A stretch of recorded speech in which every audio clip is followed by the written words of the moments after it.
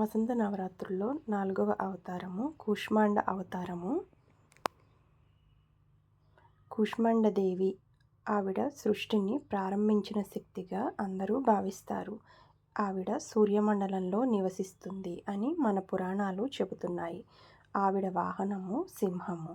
అలాగే ఆవిడని పూజించినప్పుడు నైవేద్యంగా అలాగే ప్రసాదంగా మనకు ఆరోగ్యము, శక్తి, ఉత్సాహము లభిస్తాయి. ఆవిడని పూజించడం వలన పూజాఫలం ఏమిటంటే రోగాలు తగ్గుతాయి, అలాగే జీవశక్తి అనేది పెరుగుతుంది.